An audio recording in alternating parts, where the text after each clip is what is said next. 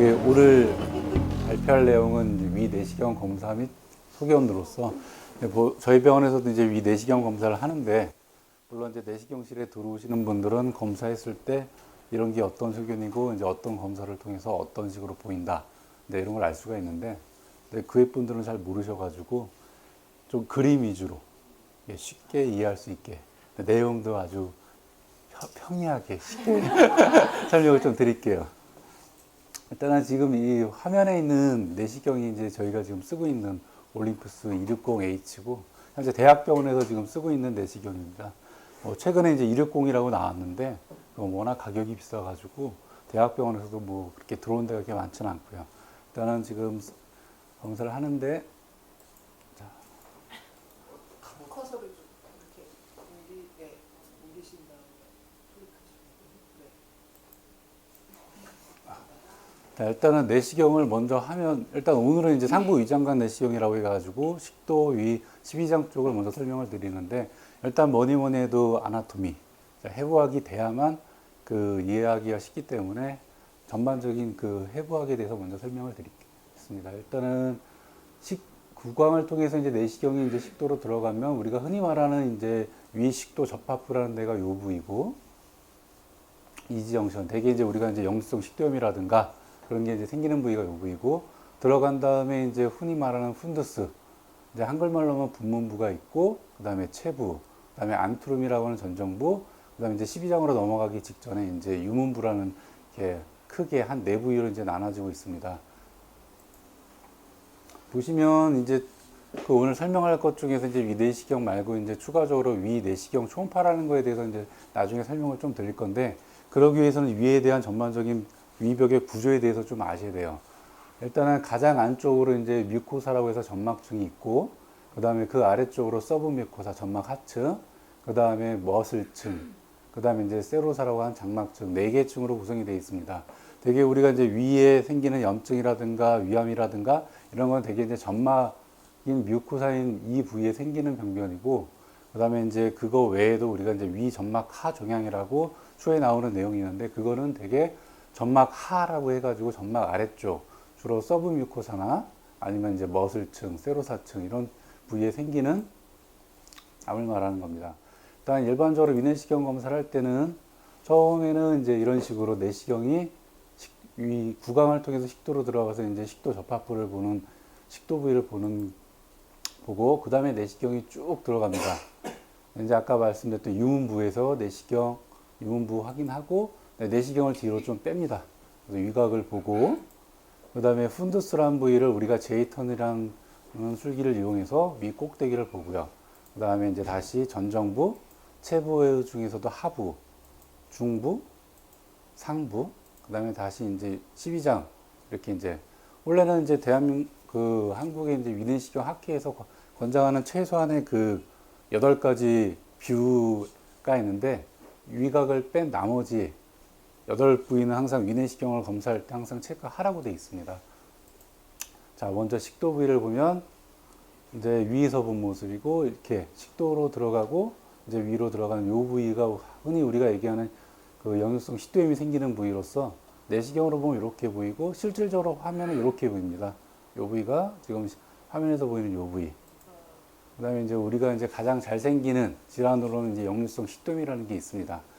네, 화면에서 보다 역류성 식도염이라는 건 쉽게 얘기해서 우리가 이제 하트번이라고 해가지고 명치 부위가 화끈화끈하거나 신물이 올라오거나, 네, 초반 증상은 그런 식으로 나타나고 좀 더 증상이 심해지면 목에 이물감. 실질적으로 우리가 이제 외래에 왔었을 때 목에 뭔가 매달려 있는 듯한 느낌이 든다. 뭐 기침을 해도 나오는 건 없는데 목에 갑갑하다, 가래가 끼어 있다. 그런 식으로 이제 호소하시는 분들 중에서 이제 히스토리를, 환자의 병력을 청취했었을 때 특별하게 이제 상부 그 기관이라든가 기관지 쪽의 염증이라든가 그런 것과 연관된 없는 소견 보이는 환자에서는 일단 첫 번째로 역류성 식도염을 의심을 해봐야 되고, 심한 경우, 역류성 식도염이 심한 경우에는 폐렴도 생길 수가 있어요.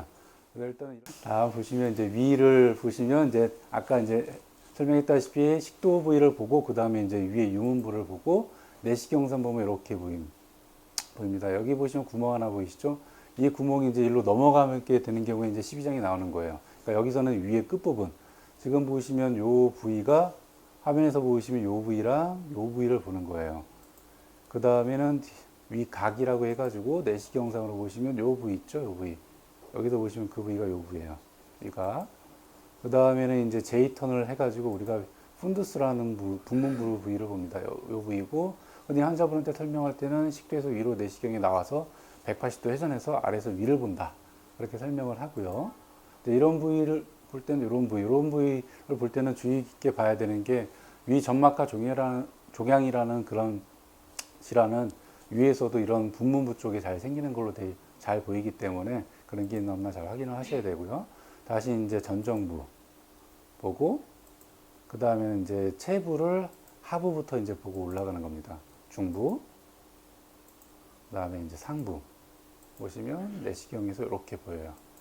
다시 이제 위에서 이제 생길 수 있는 질환으로는 여러 가지 질환이 있는데 가장 크게 위염, 위궤양, 그 다음에 뭐 위염에도 종류가 여러 가지가 있어요. 뭐 급성 위염이 있고 만성 위축성 위염, 만성 표재성 위염 여러 가지가 있는데 궁극적으로 제일 중요한 건 환자가 증상이 있느냐 없느냐예요.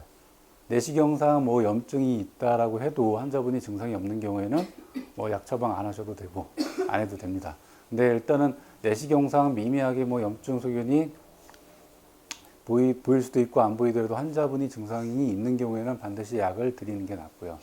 일단은 지금 이렇게 보이시는 거는 환자분이 이제 만성 위축성 위염이나 만성 표지성 위염에서 보이는 소견이에요. 일단은 만성 위축성 위염이라는 건 쉽게 얘기해서 이 환자가 위염을 앓고 호전되고 이걸 반복하다 보면 위의 점막이 점점 얇아지면서 위 아래쪽에 있는 혈관들이 내시경상 보이는 경우 우리가 이제 만성 위축성 위염이라고 하고 보통은 한 40대 이후에서 흔히 보여요. 증상이 없거나 그런 경우에는 특별하게 추가적인 치료나 검사는 필요 없고요.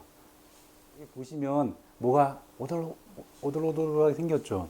이거는 이제 내시경상으로 이제 헬리코박터 파이로리균에 감염된 림프 폴리큘라 가스라이티스라는 건데 내시경상으로 이제 보통 우리가 이제 헬리코박터균이 감염됐나 안 됐나 확인을 하려면 가장 좋고 정확한 방법은 조직을 띄어서 시에로 테스트를 하는 거예요. 시에로 테스트란 키트에다가 조직을 넣고 1시간에서 2시간이 지났을 때 키트의 색깔이 변했냐 안 변했냐 그걸 보고 아, 이 사람이 헬리코박터균이 있다 없다 그런 식으로 우리가 이제 확인을 할 수가 있는데 그 헬리코박터균에 대한 재균요법을 하는 거는 솔직히 근거가 없는 치료고 일단 뭐 가끔 외래 와서 그러잖아요. 헬리코박터균이 이제 자기가 나왔는데 이걸 치료를 해야 되냐. 솔직히 말해서 이 사람이 위궤양이 있거나 십이지장 궤양이 있거나 아니면 이전에 조기 유암으로 이제 뭐 ESD라고 해서 위 점막 박리술 같은 거를 하신 분이라면 그 헬리코박터균에 대한 검사를 합니다. 근데 그렇지 않고 단순히 위에 염증이 있다고 해서 그 검사는 하진 않아요, 솔직히. 그것 공고사항도 아니고. 근데 이제 바깥에서 이제 보통 보면 하여튼 그런 검사를 좀 자주 해가지고 자기가 헬리코박터균이 있다라고 오는데 궁극적으로 이 사람이 위궤양이 있거나 십이지장궤양이 있거나 아까처럼 말씀드린 뭐 조기 이암이 있어서 그런 치료를 하거나 아니면 말토마라고 해서 림포마 일종이 그런 병력이 있거나 그런 분만 재균 치료의 대상이 되는 거지 그 외에는 치료 안 해요 보통. 왜냐하면 대한민국 사람들은 음식 문화가 서로 이렇게 다 같은 국에 숟가락 넣고 이렇게 먹기 때문에 치료를 해도 결국엔 재감염률이 높기 때문에 잘 치료를 안 합니다. 하지만 대개 이제 십이지장궤양 같은 경우에는 공복 시에 주로 그 통증이 심해지고 대개 이제 헬리코박터균이나 연관성이 높습니다. 그리고 십이지장궤양은 보통 우리가 조직 검사를 잘 안 해요. 왜? 십이지장궤양이 암이랑 연관된 경우는 거의 없습니다. 그러니까 보통 이제 다른 데서도 이제 뭐 검사하시는 거 보면 알겠지만 십이지장궤양을 조직 검사하는 사람은 거의 없을 거예요. 의사들 중에서. 그렇지만 위궤양은 반드시 조직 검사를 해야 됩니다. 물론 좀 이따 제가 설명을 드리겠지만 간혹 그런 질문을 받아요. 위궤양이 암으로 가는 거 아니냐. 근데 그거는 또 별개의 질환이거든요. 다음 표를 보고 그건 또 설명을 드릴게요. 네, 요게 이제 그건데, 요게 이제 양성 위궤양. 이쪽이 이제 악성 위궤양인데, 쉽게 얘기해서 흔히 우리가 얘기하는 궤양이랑, 그 다음에 이제 그 암에서 생기는 궤양이랑, 이건 틀린 질환이에요. 양성 위궤양은 암으로 가지 않습니다. 그냥 양성 위궤양이지. 근데 악성 위궤양이 뭐냐면 대개 이제 암이란 그 질환의 근본 그 걔네들의 기본적인 특징은 뭐냐면 얘네들은 빨리 자라요. 그리고 빨리 죽어요. 그거를 제어를 못하기 때문에 그게 이제 암이고, 그렇게 빨리 자라는 세포들이 여기저기 퍼져 나가면서 내 몸의 군데군데서 빨리 자라고 그걸 자꾸 전이를 시키기 때문에 그게 무서운 질환인데, 근본적으로 이제 암에서도 그런 그 질환의 특성 때문에 궤양이 대부분 생겨요. 빨리 자라기 때문에 빨리 죽고, 그럼 결국에는 세포가 보통은 내가 죽고 다시 태어나고 그런 과정이 적절하게 조절이 돼야만 내가 이제 세포가 염증 때문에 떨어져 나갔으면 새 세포가 올라오고 그런 식으로 해가지고 치유가 되고, 그리고 적절한 치료에 그 반응을 보여서 궤양이 생긴 자리에 또 새로운 점막세포가 나오고 그런 식으로 돼야 되는데, 암이라는 건 그런 기전이 파괴가 되거든요. 근데 궤양이 생겼으면 약을 먹고 이제 새로운 점막세포가 차 올라야 되는데, 암은 그러기 전에 또 죽어요, 애들이 계속. 그렇기 때문에 얘네들에서 생긴 궤양은 잘 치유가 안 돼요. 그리고 이제 아까도 말씀드렸다시피 12장 궤양은 암으로 가는 경우가 거의 없기 때문에 조직 검사를 안 하지만, 위궤양은 양성 위궤양과 악성 위궤양이 이렇게 보이면 참 구분이 쉽죠, 육안적으로. 예? 근데 이제 그렇지 않은 경우도 많아요. 그러니까 모양은 양성 위궤양처럼 보이지만 실질적으로 저게 암인 경우도 많아요, 솔직히. 그래서 반드시 조직 검사를 하라고 돼 있고, 원칙은 원래 최소 두 군데. 이제 대개 이제 이런 궤양이 있는 베이스 부분에서 하는 게 아니라 경계 부위에서, 이 부위에서 한 번, 이 부위에서 한 번. 원래는 동서남북 네 군데. 왜냐면 이제 조직 검사로 어차피 확진을 하는 질환이기 때문에 조직 검사를 많이 할수록 진단율이 높아지거든요. 그래서 최소한 두 번 이상 조직 검사 하라고 돼 있고, 근데 여기서도 보실 건 다 없어요. 이거를 내시경적으로 내가 봤을 때 양성 위궤양, 우리가 흔히 얘기하는 위궤양이랑 악성 위궤양, 암에서 생긴 궤양이랑 100% 구분할 수가 없습니다, 어떤 사람도. 제일 중요한 건 이거예요. 반드시 위 내시경으로 조직 검사를 해서 진단을 하는 겁니다. 근데 이제 여러분이 아셔야 될 거는, 흔히 뭐 위궤양이 생긴 게 암으로 가냐? 암으로 갈 수 있어요. 그거는 이제 원체 그 질환의 기본이 암이었던 거죠. 원래 그게 암인 질환에서 궤양이 생긴 거는 그건 원래 암인 거고, 양성 위궤양, 염증, 위에 여러 가지 위산 분비라든가 아니면 술, 담배 하시는 분들, 그래서 위에 방어 기전과 공격 인자가 강해서 생기는 위 염증 반응 활성화, 이런 것 때문에 생긴 위궤양 자체는 절대로 암으로 가는 게 아닙니다.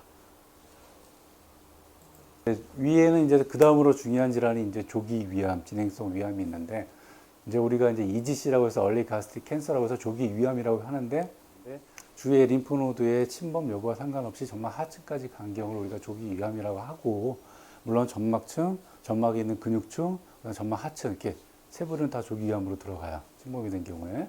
그래서 대부분 이제 조기 위암이 좋은 게 뭐냐면, 이거는 지금은 내시경 기술이 잘 발달돼 있기 때문에 그 내시경 점막하 박리술이라고 하는 게 있습니다. 예를 들어 이제 점막을 포뜨듯이 떠버리는 거예요, 그냥 암을 싹. 그런 치료가 가능해요, 조기 위암 같은 경우에는. 이제 이거는 아까 같은 경우에는 점 모양으로 봐서는 거의 점막의 그 2B형 정도, 그러니까 점막에서 약간 융기된 형태고, 요거는 오히려 2A나 뭐 2A 정도 보이는 형태인데, 이런 것도 똑같아요.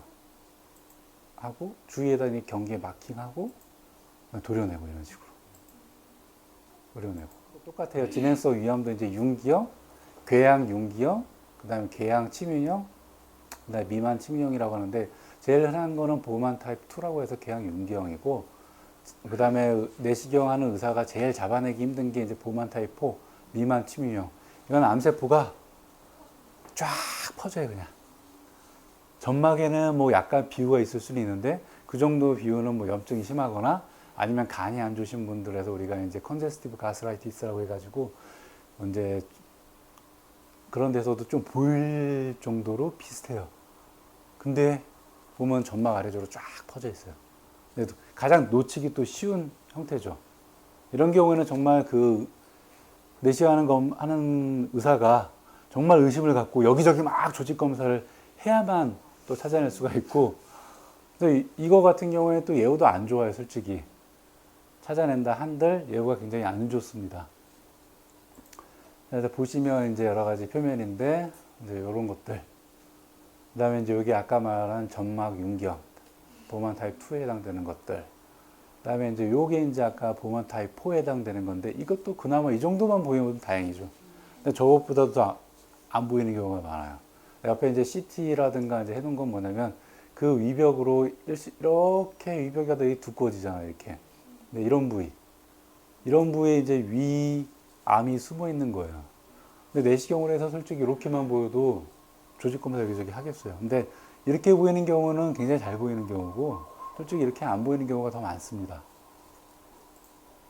그다음에 이제 아까 이제 말씀드렸던 이제 위 점막하 종양, 예. 위에 그 점막 했을 때 보시면 가장 흔한 여기 보시다시피 점막은 주위랑 똑같아요. 점막은 똑같은데 이제 요거는 이제 약간 그 얘기가 다른 건데 제가 이제 실어 놓은 건데, 일반적으로 이제 암이라는 건 점막이 생긴다고 그랬잖아요. 그러니까 이건 점막이 옆에 있는 거랑 똑같아요. 암은 아니에요. 그리고 이제 점막도 옆에 있는 점막이랑 똑같기 때문에 점막이 생긴 병변도 아니고, 그러면 점막 하층 또는 근육층, 장막층이 생긴 병변이에요. 근데 이렇게 생긴 게 우리가 일단 위점막하 종양을 의심을 해보는데, 실질적으로 투루한 병변일, 진짜 위점막하 종양일 수도 있지만, 또는 외부 장기, 간이나 쓸개나 아니면 주위에 있는 다른 복강 내 다른 장기들이 위를 바깥에서 누르는 경우에 또 이렇게 보일 수가 있습니다. 그래서 이때 눌러봐요. 눌러보면 한쪽으로 밀리는 게 보이면 그때는 우리가 이제 롤링 사인이라고 해가지고 그때 위점막하 종양을 많이 의심을 할 수 있는 소견이고, 그 다음에 이제 보통은 내시경으로 할 때는 이제 포셉을 좀 벌려서 크기를 잽니다. 되게 포셉을 벌렸을 때 저 크기가 한 0.7에서 0.8mm 정도 되는데, 왜냐하면 위점막하 종양은 크기가 굉장히 중요해요. 이제 여러 가지 뭐 논문이나 뭐 문헌에 따라 틀린데 2에서 3cm, 특히 3cm가 넘어가는 경우에는 나쁜 놈일 확률이 높습니다. 그런 경우에 그 다음 단계 검사를 반드시 하셔야 된다고 환자분들도 말씀을 드려야 되고, 그래서 일단은 이런 식으로 보이는 게 위점막하 종양이고, 아까 말씀드렸던 그렇게 크기가 큰 경우 반드시 검사를 하셔야 됩니다. 그 다음 단계 검사가 이제 내시경 초음파라는 검사고, 그건 좀 이따 다음 시간에 설명을 드릴게요. 또는 이것도 역시 위점막하 종양인데 위에 이렇게 점막 표면에 궤양이라든가 염증이 있는 경우, 이런 경우에도 나쁜 놈을 시사하는 소견 중에 하나예요. 그러니까 점막이 크기가 크거나 아니면 점막 표변에 염증이나 궤양이 있는 경우, 이럴 때는 반드시 악성을 의심을 해봐야 되고 다음 단계 검사를 권유를 해드려야 됩니다. 설명드릴 게 이제 EUS라고 해서 엔도스코피 울트라소노그라피 내시경 초음파라는 검사고, 여기서 보시면 이제 내시경이랑 똑같아요. 내시경이랑 똑같이 넘어가는데 이거는 이제 내시경 같은 경우는 직시경이라고 해가지고 정면이 딱 보이는데, 이건 측시경이에요. 그러니까 들어갈 때 앞이 보이는 게 아니라 옆이 보여요. 이 점막하 종양이 어디에서 시작이 됐는지, 점막 하층에서 됐는지, 아니면 점막층의 머슬에서 시작이 했는지, 아니면 순수하게 머슬층에서 시작을 했는지, 그런 걸 우리가 체크를 해볼 수가 있고, 이렇게 보면 우리가 이제 크기 같은 걸 좀 더 확실히 재볼 수가 있고, 초음파 성향에 따라서 이게 어디에 더 가깝다. 이제 그 각 질환에 따라서 뭐 라이포마에서 지방종, 마이오마 근육종, 림판지오마 뭐 림프관종 해가지고 각 그 질환에 따라서 보이는 위치, 그다음에 에코의 성향, 크기, 그런 게 다 있어요. 그런 식으로. 물론 이게 확정적 진단은 아니고, 이 점막하 종양이 그렇게 이제 요 검사를 통해서 조금 더 어느 질환에 해당이 되는지 우리가 검사를 할 수가 있는 거죠. 그래서 이렇게 보이는 경우에 많이 의심이 되면 이제 그 FNA도 바로 내시경 초음파 하면서 그 자리에서 이제 조직 검사도 가능해요. 위 벽을 뚫고 바늘이 들어가서 뽑아 조직을 획득을 해서 조직 검사 나가는 게 없어요. 이런 식으로. 그다음에 이제 마지막으로 이제 12장 같은 경우에는 이제 아까 보였던 파일로링 유문부를 지나서 들어가면 이제 요 부위가 이제 12장이고, 보통은 이런 식의 벌브. 위도 첫 번째 보이는 게 첫 번째 벌브, 두 번째 세컨드, 서드, 포드 네 군데로 나누는데, 내시경은 두 번째까지밖에 못 들어가요, 길이사. 물리하면 세 번째까지 들어갈 수 있는데, 솔직히 세 번째까지 들어가서 볼 이유가 없어요. 두 번째 들어가서 우리가 앰플러브 바타라고 해가지고 팽데브라고 해가지고 담관이나 췌장이 나오는 부위에 거기에 이상이 있나 없나 거기까지만 확인을 하면 됩니다. 이제 여기는 첫 번째 부위 벌브라는 부위고 여기서는 우리가 봐야 될 거는 12장 염증이 있는가 12장 궤양이 있는가 정도. 12장이 이제 이런 식으로 염증이 있는 경우, 그다음에 이제 12장에 궤양이 있는 경우. 근데 아까는 설명을 안 드렸는데 궤양은 단계를 심해요 안 심해요 이런 식으로 하는 게 아니라 활동기 액티브. 이제 가장 심할 때가 활동기 이렇게 팍 패여가지고 보일 때. 이게 키싱 얼서라고 해서 이쪽이랑 이쪽이랑 맞붙는 부위에 주로 궤양이 생기는 게 우리가 이제 키싱 얼서라고 하는데 화면에서 보시다시피 이런 활동기. 그다음에 조금 살이 차오르는 치우기. 그다음에 이제 완전히 살이 차오르고 이제 섬유화 병변만 남아 있는 반응기. 이제 이런 식으로 나와요. 일단 이제 상부이장간에 대한 식도 위, 이제 심장에 대한 간략적인 설명을 했고 그냥 대부분 이제 뭐 이렇게 질환 뭐 이렇게 뭐 분류 이제 책에는 많이 나와 있는데 그냥 그림 위주로 일단 설명을 드렸고 검사를 이런 식으로 하고 되게 이런 식으로 우리가 질환을 살펴본다고 이제 설명을 드렸습니다. 자, 2015년 새해 복 많이 받으시고요.